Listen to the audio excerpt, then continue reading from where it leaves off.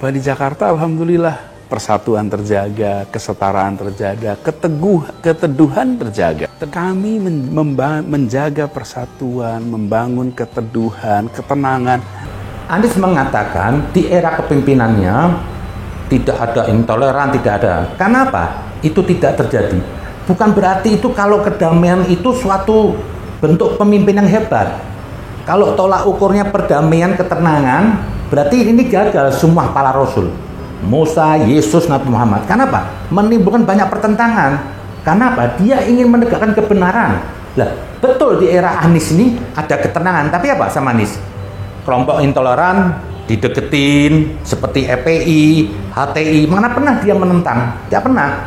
Sementara HTI dan EPI ini tetap eksis sebagai kelompok yang radikal.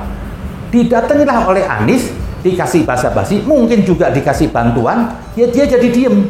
Lah, ini pemimpin yang berbahaya. Kenapa saya bilang berbahaya? Besok setelah dia tidak memimpin, kelompok-kelompok seperti EPI, HTI ini akan keluar aslinya nanti. Di saat Anies menjadi pemimpin, ini kelompok-kelompok ini berkembang biak, malah mungkin dibantu oleh Anies keuangan. Ini kan berbahaya. Ini bukan seorang pemimpin yang benar. Setelah Anies tidak menjabat, baru yang dirasakan apa? Pemimpin setelahnya. NKRI ini akan pecah. Kenapa? Kelompok-kelompok radikal ini akan bertindak sesuai dengan karakternya. Yang dia apa? Ingin memerangi. Anies mengatakan, ini tenang zaman saya. Iya betul tenang. Anies ini bagi saya nggak beda dengan era SBY. Dia akan membiarkan kelompok-kelompok radikal itu. Dia SBY hanya memikirkan kelompoknya dan dirinya sendiri. Hingga ada HTI bisa berkembang biak di era SBY. Sampai mereka mengadakan apa? Deklarasi HTI di Senayan diizinkan oleh SBY. Siapa yang kena masalahnya? Di era Jokowi. Di saat di era SBY sudah berkembang itu HTI, di era Jokowi agak kesulitan, tapi alhamdulillah Jokowi dengan ketegasannya yang dia semata ingin menjaga NKRI, dia tidak akan kompromi dengan kelompok-kelompok yang mengancam NKRI yang berasaskan Pancasila. Ditutuplah EPI dan HTI. Yang lucunya, Jokowi menutup EPI, Aniesnya bersetubuh dengan Rizik mendatangi. Ini kan pengkhianat. Jadi betul kalau dikatakan Anies itu antitesanya Jokowi, jadi kontranya Jokowi. Jokowi bekerja, Anies tidak bekerja. Jokowi ingin menghapus kaum radikalisme dari Indonesia karena jangan sampai NKRI ini pecah, sama Anies dibudidayakan, dijadikan teman. Jadi semua yang dilakukan Anies apa? Kontranya Jokowi. Lah ini bahaya. Untuk memimpin Jakarta aja sudah begitu. Gimana nanti kalau memimpin Indonesia? Dia mengatakan, saya setelah menjabat 5 tahun baru saya lakukan. Lah, emang Anda menjabat bukan sebagai pemimpin yang sejati. Anda membiarkan ini semua. Hanya berdalih Anies dan SBY. Di zaman saya tidak ada keributan, tidak ada kriminalisasi. Lah, emang tidak ada. Karena Anda membiarkan. Koruptor kelas kakap dibiarkan di era SBY, malah mungkin bagi-bagi, saya nggak tahu. Dan juga radikalisme dibiarkan. Lah, kalau nanti Anies jadi pemimpin negara ini, dan itu mustahil, buat pembelajaran, buat bangsa Indonesia ke depan, hati-hati menjaga NKRI ini.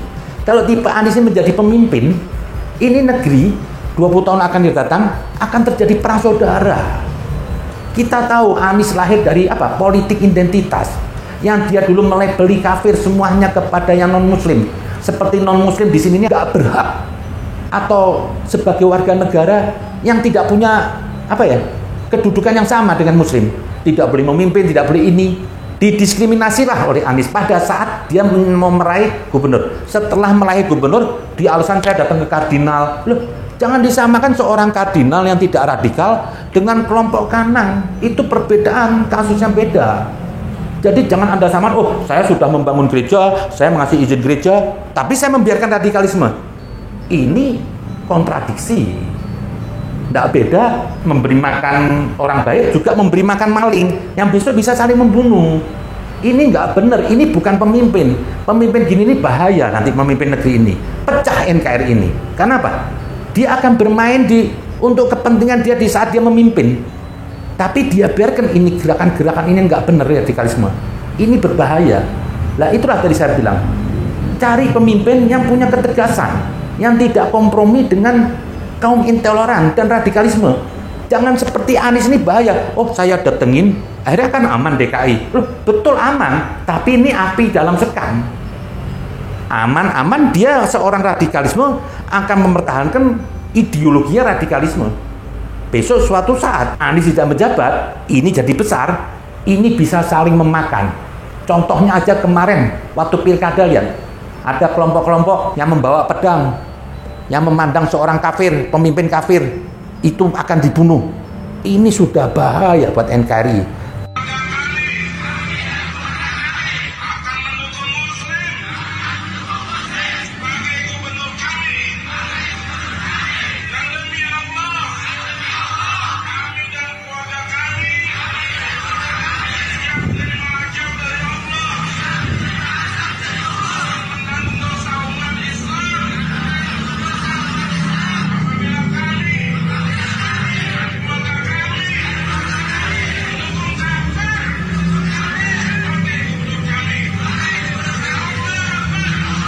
Belum lagi ada peragaan memotong patungnya Ahok dengan digorok keluar darahnya.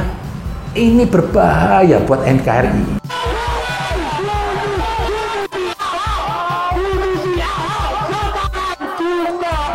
Alhamdulillah, kita berjalan lancar karena Ahok sudah berkumpul di bumi Intan Maria Karanganyar.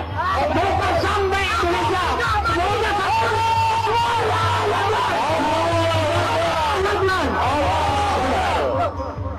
Ini berbahaya buat NKRI. Itu Anies nggak melihat ke situ. Kenapa? Dia hanya memikirkan kepentingan dia sendiri aja. Kalau kita membiarkan tipe-tipe kayak karakter pemimpin seperti Anies dan SBY ini bisa menjabat lagi negeri ini, tunggu 30 tahun lagi atau 20 tahun atau 10 tahun, negeri ini bisa seperti negara Arab. Saling membunuh cuma atas nama perbedaan persepsi agama. Antar perbedaan madhab saling bunuh. Dan besok lagi apa? Yang akan terkena apa? Kaum minoritas. Jadi saya mintalah kaum minoritas, kita perlu jaga NKRI apa? Kita perlu cari pemimpin yang punya mental nasionalisme, mental kesatria, bukan mental genduk, bukan mental budak, atau bukan mental apa ya? Pedagang, asal dapat untung aja. Saya mau memimpin ini yang penting diri saya selamat, saat pemimpinan saya damai, tapi Anda menciptakan bom untuk generasi yang akan datang. Ini bukan pemimpin.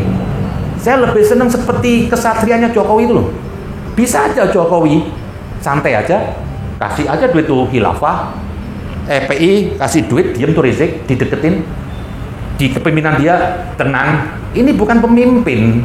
Justru saya mengharapkan pemimpin apa? Yang punya jiwa pemberontakan, melawan kelompok-kelompok yang bisa memecah belah bangsa, yang bisa merusak kesatuan NKRI yang berasaskan Pancasila. Hanya Jokowi yang berani mengambil resiko, menutup HTI dan EPI. Semata apa? Dia punya tanggung jawab untuk kesatuan NKRI. Dia bukan pilih kasih. Bisa aja Jokowi santai-santai aja, nggak usah diurus. Oh, zaman saya selesai, kayak SBY, nggak ada demo 212, kirimin aja duit. Diem. Kan demo ini kasih apa? Ada duitnya dong. Siapa yang mau modalin demo duit? Koruptor-koruptor kelas kakap. Atau pejabat-pejabat yang dulu bisa mengambil kekayaan dari Indonesia dengan menjual pejabatannya. Di era Jokowi dia nggak dapat. Akhirnya apa? Dia berontak, membiayai apa? Kelompok-kelompok yang demo ini. Itu bisa aja sama Jokowi, dibuka, dibiarin. Tidak ada penggabungan seperti SBY. Bagi saya apa? Itu pemimpin yang pengkhianat itu. Dia dikasih jabatan, dia harus bertindak sesuai kebenaran. Dan dia harus memajukan negeri ini. Saya mintalah kepada muslim yang waras dan kepada kelompok minoritas, janganlah Anda memilih pemimpin yang berkarakter seperti Anies. Dia bukan pemimpin yang bermental Pancasila. Itu aja mungkin. Terima kasih. Assalamualaikum warahmatullahi wabarakatuh.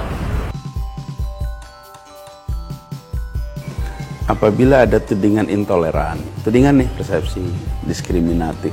Oke, kalau dulu nggak bisa dijawab, saya belum bertugas. Sekarang saya udah 5 tahun bertugas. Apakah ada diskriminasi? Apakah ada intoleransi? Apakah ada penindasan kepada keberagaman? Apakah justru muncul persatuan, kesetaraan, kebersamaan? Nah, itu lihat aja 5 tahun ini. Jadi saya mengajak pada semua mengubah cara menilai. Dari menilai berdasarkan kata orang, berdasarkan persepsi yang coba diciptakan, menjadi menilai berdasarkan kenyataan-kenyataan yang sudah terjadi. Karena saya sudah memimpin selama 5 tahun. Lain kalau saya baru mau bekerja, saya sudah bekerja selama 5 tahun. Lihat aja di sini. Nah, itulah justru malah menggarisbawahi bahwa di Jakarta alhamdulillah persatuan terjaga, kesetaraan terjaga, keteduhan terjaga. Kami menjaga persatuan, membangun keteduhan, ketenangan.